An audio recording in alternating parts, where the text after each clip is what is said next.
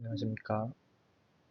행동중재 전문가의 성공적 중재를 위한 경험 및 인식에 대한 FGI 연구를 수행한 대구대학교의 손병민입니다. 발표 순서는 연구의 필요성, 연구 방법, 연구 결과, 결론 순으로 진행하겠습니다.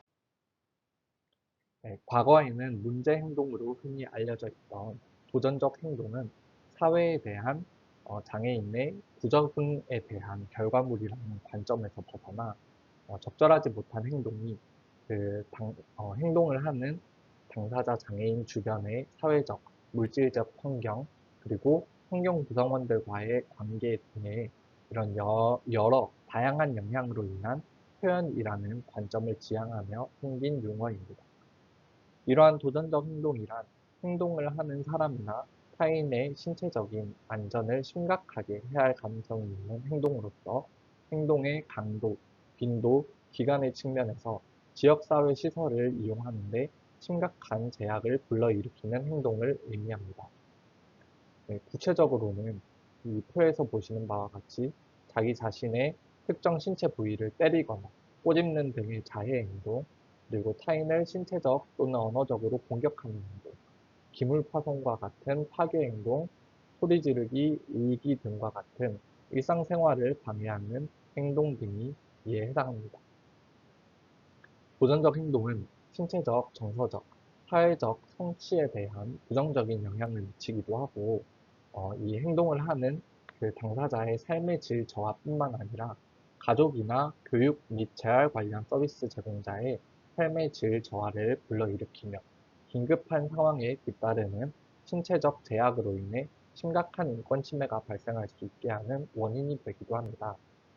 무엇보다 이런 도전적 행동을 하는 장애인 본인을 포함한 사회 구성원들에게 피해를 주거나 위험에 처할 수 있게 하므로 적절한 중재가 반드시 필요하다고 하겠습니다.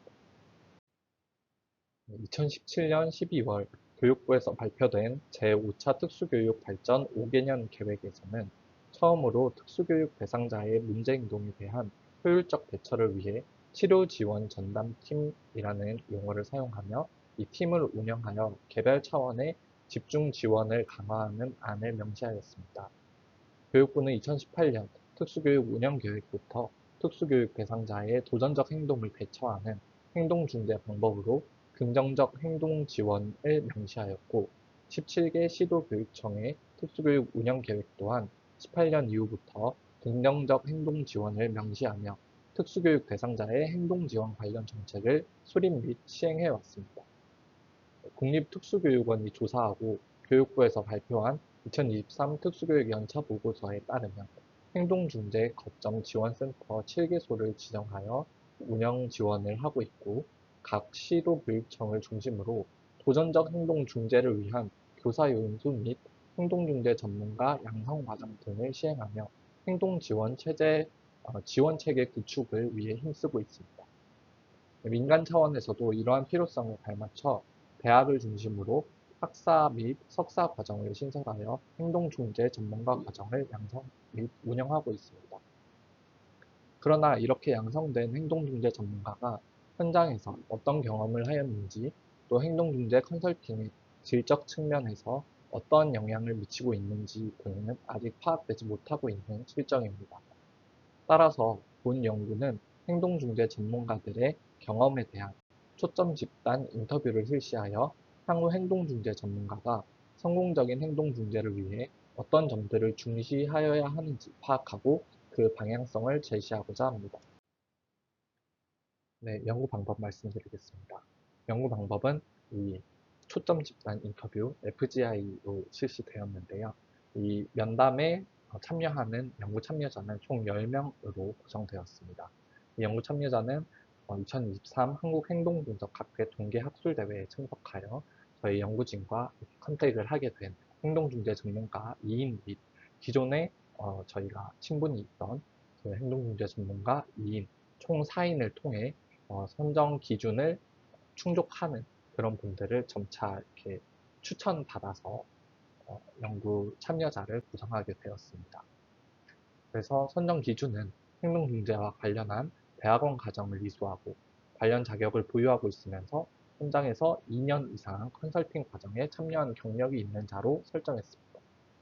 모집된 참여자에게 연구 계획에 대한 개요, 연구 참여에 대한 동의 및 비밀 유지 서약 등 연구 절차를 안내하고 동의를 얻어 연구를 수행하였습니다. 연구 수행의 절차는 아래 화살표로 보이시는 바와 같이 진행되었고요. 그리고 질문지 초안은 긍정적 행동 지원에 참여한 경험을 다룬 선행 연구를 참고하여 본 연구의 목적에 부합하도록 수정 및 보완하여 작성되었습니다. 이후 발달장애인의 행동 중재에 대한 연구 경험이 있으면서 관련 학과의 교수로 재직 중인 2인에게 연구 주제에 적합한 질문으로 구성되어 있는지 각각 한 차례씩 질문의 내용 타당도 검증을 거쳤습니다. 그래서 피드백 내용을 바탕으로 질문지를 최종 수정 및 보완하여 완성했습니다. 면담 실시에 앞서 10명의 연구 참여자를 3개의 집단으로 구성하였고, 이 반구조화된 질문지, 연구 참여 동의서, 면담 내용에 대한 비밀 유지 서약서 등을 면담일 기준 3일 내외의 일자에 각각의 메일로 사전 배부하였습니다. 초점 집단 면담은 온라인 웨비나에서 비대면 형식으로 각 집단당 3시간 내외로 실시되었습니다. 각각의 집단에 대한 면담을 실시하기에 앞서 면담의 내용은 모두 녹화되고 전사될 예정임을 알렸고, 그에 대한 동의를 구하여 진행하였습니다. 면담 자료의 전사는 세 집단의 초점 집단 면담이 모두 완료된 이후 실시되었고요. 1차적으로는 네이버 클로버 노트 프로그램으로 하였고, 2차적으로 학부과정 연구보조원의 오탈자 및 단어 관련한 단어를 중점적으로 본 수정, 그리고 마지막으로 연구진이 이 전체 내용을 확인하면서 인터뷰의 맥락 차원에서 벗어나는 그런 부분들을 점검하며 완성하였습니다. 그래서 이 자료에 대한 분석은 첫째, 연구진이 중심 의미를 도출하기 위한 1차 협의회를 가졌고, 각각 도출한 개념들을 참조하여 하나의 코딩북을 작성한 2차 협의회를 가졌습니다. 그리고 유사 개념들로 범주를 구성하기 위한 3차 협의회를 거쳤고, 마지막으로 최종 4차 협의회를 통해 최종 결과를 도출하게 되었습니다. 본 연구는 행동중재 전문가로 활동하고 있는 10인의 경험을 바탕으로 실시한 집단 심층 면담을 통하여 행동중재 전문가로서 수행해야 할 역할 및 역할 수행에 필요한 자질을 탐색하고자 하였습니다. 이에 대한 결과로 4개의 상위 범주, 12개의 하위 범주, 그리고 33개의 개념이 도출되었습니다. 각각의 상위 범주들과 관련된 하위 범주 및 개념, 그리고 인용문들을 살펴보겠습니다. 결과로 나온 첫 번째 상위 범주는 행동문제 전문가로서의 고충입니다. 그에 대한 하위 범주 중 첫 번째는 예측 불가능한 중재 현장 환경으로 나왔습니다.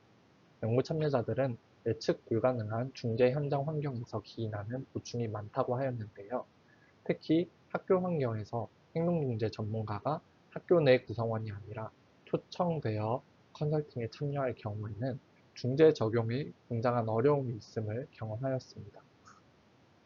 이와 관련하여 행동중재 전문가의 사전 지식 및 경험과 실제 환경 현실 간의 불일치로 인해 현장 적용이 어렵고, 중재 대상자 외에 존재하는 다수의 외제 변인으로 인해 학교 내 환경을 통제하거나 재배치하기 어려우며, 기관 및 행동중재 실행자마다 고유 환경이나 자원이 달라 매번 중재 현장이 새롭게 느껴짐을 보고하였습니다. 두 번째 하위 범주는 중재 대상자 주변 환경 구성원들의 비협조입니다. 연구 참여자들은 대상자 주변 환경 구성원들이 협조적이지 않았음에 대한 고충을 보고하였습니다. 이와 관련하여 자신이 직접적으로 대상자의 도전적 행동으로 인해 어려움을 겪고 있지 않거나 전문가에게 행동 중재를 일임하려는 태도로 대상자 주변 환경 구성원들은 행동 중재에 대한 참여를 기피하였습니다. 또한 행동 중재에 대한 대상자 주변 환경 구성원들의 소진으로 행동 중재에 대한 역량 부족함으로 이러한 이유들로 인해서 협력 관계를 구축하는 것이 굉장히 어려웠음을 보고하였습니다. 세 번째 하위 범주는 기관 차원의 구조적 한계로 나타났습니다. 연구 참여자들은 행동중재에 참여하는 기관들의 구조적 한계로 인해 고충을 경험하였는데요. 이와 관련하여 행동중재 시행에 있어 다양한 환경에서 또는 중재기관에서 지속성 및 일관성이 유지될 필요가 있고, 중재에 도움을 줄 수 있는 학교 내 가용 인력이 부족하였음을 보고하였습니다. 또한 교육과정과 행동중재를 분리하여 바라보는 학교의 관점으로 인해 제한점이 있었으며, 기관 내의 환경 및 전체 관계자가 중재 시행에 관여하는 기관 차원의 긍정적 행동 지원 문화가 형성되지 않아 발생하는 어려움을 보고하였습니다. 다음 하위 범주는 중재 계획 단계에서 느끼는 부담감입니다. 연구 참여자들은 행동중재의 계획 단계에서 느끼는 부담감에서 오는 고충이 있다고 보고하였는데요. 이와 관련하여 고연령 대상자에 대한 행동중재 의뢰를 받으면 고전적 행동이 장기간 고착화되어 있어 변화를 일으키기가 어려움으로 인해 부담감을 느낀다고 하였습니다. 또한 전문가가 계획한 중재 프로그램에 대한 비교 및 점검 기회가 부족해서 계획의 적절성에 대한 확신을 갖기 어려우며, 대상자 주변 환경 구성원들이 단기간에 극적인 대상자의 행동 변화를 기대하는 경우가 있어 부담감을 느낀다고 보고하였습니다. 두 번째 상위 범주는 성공적 행동 중재를 위해 필요한 핵심 요소로 명명하였습니다. 그래서 첫 번째 하위 범주는 행동 중재에 대한 성공적 경험이었는데요. 연구 참여자들은 성공적 중재를 위해 필요한 핵심 요소로 행동 중재에 대한 성공적 경험을 통한 보람을 느낄 필요성이 있음을 인식하였습니다. 이와 관련하여 중재를 실시한 대상자에 대한 중재의 효과가 나타나고, 그러한 효과가 유지되는 경험이 필요하고, 보호자, 교사, 사회복지사 등 중재 대상자 주변 환경 구성원들의 행동 중재에 대한 태도 및 인식에 있어 긍정적 개선이 나타나는 경험이 필요함을 보고하였습니다. 두 번째 하위 범주는 전문가의 전략적 접근입니다. 연구 참여자들은 상황에 따라 적절하고 다양한 개입을 시도하는 행동중재 전문가의 전략적 접근을 성공적인 행동중재를 위해 필요한 핵심 요소로 인식하였습니다. 이와 관련하여 중재 대상자를 행동중재에 적극적으로 참여시킬 수 있는 동기를 유발하기 위한 강화제 탐색이 필요하고, 행동중재 실행자가 소진되어 있을 때에는 전문가의 직접적인 행동중재가 필요하며, 대상자로부터 효과적인 중재 결과를 이끌어내기 위한 다양한 방법을 시도해 볼 필요가 있음을 보고하였습니다. 연구 참여자들은 보호자, 교사, 사회복지사 등 행동중재 대상자 주변 환경의 구성원들과 유기적인 협력 관계가 형성되는 것을 성공적인 행동중재를 위해 필요한 핵심 요소로 인식하였는데요. 이를 위해 행동중재 전문가와 대상자 주변 환경 구성원들과의 중재 관련 연계 및 소통이 필요하고, 대상자 주변 환경 구성원들의 적극적인 행동중재 참여를 위한 동기 유발이 필요함을 응답하였습니다. 세 번째 상위 범주는 행동중재 전문가의 역할입니다. 행동중재 전문가의 역할에 대해서 연구 참여자들은 중재 프로그램을 개발하고 계획하는 계획가의 역할이 필요하다고 인식하였습니다. 이와 관련해서 행동중재 전문가는 효과적인 중재 방안을 제시할 수 있어야 하며, 대상자가 속한 다양한 환경적 요소를 전체적으로 조망할 수 있는 관점을 갖춰야 함을 보고하였습니다. 연구 참여자들은 행동중재에 직간접적으로 영향을 미치는 교사, 실무원, 보호자 등에게 중재와 관련한 정보를 전달하는 교육자의 역할을 수행해야 한다고 인식하였습니다. 이와 관련하여 대상자 주변 환경 구성원들에게 각자의 역할을 이해시켜 줄 수 있어야 하며, 행동중재로 인해 발생할 수 있는 부작용에 대해 그런 정보를 사전에 제공해 줄 수 있어야 함을 보고하였습니다. 연구 참여자들은 행동중재 실행자, 보호자, 중재참여기관의 관리자 등 주변 환경 구성원들 간 협력을 이끌어내고, 행동중재가 기능적으로 운영될 수 있도록 하는 촉진자의 역할이 필요하다고 인식하고 있었습니다.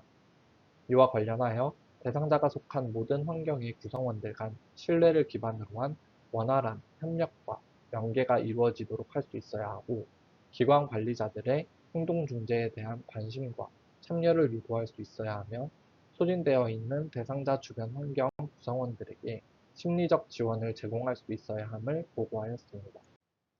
네 번째 상위 범주는 전문가의 자격 및 자질입니다. 연구 참여자들은 행동중재 전문가가 갖추어야 할 자격에 대해 행동중재의 이론 및 현장 경험 등을 포함하는 전문성의 측면에서 갖추어야 할 자격이 있음을 인식하고 있었습니다. 이와 관련하여 행동중재 전문가로서의 권위가 타인에게 인정될 수 있는 전문적 자격을 갖춰야 하고 행동중재의 기저에 있는 윤리의식 함양을 위한 교육 및 수련이 갖춰져 있어야 하며 전문가로서 행동중재를 직접 수행해본 현장 경험 및 현장에 대한 이해가 있어야 함을 보고하였습니다. 연구 참여자들은 행동중재 전문가로서 태도 및 성격적 측면에서 갖추어야 할 자질이 있음을 인식하였는데요.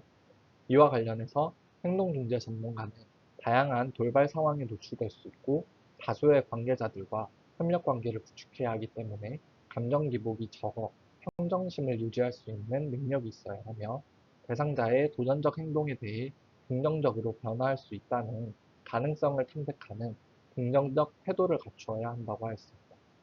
마지막으로 다양한 현장의 상황에 맞는 융통성 및 응용성을 갖추어야 함을 보고하였습니다. 도출된 연구 결과를 바탕으로 한 결론입니다. 첫째, 행동중재는 현장의 요구에 의해 수행되고 있으나 현장 관계자의 참여가 미진한 상황입니다.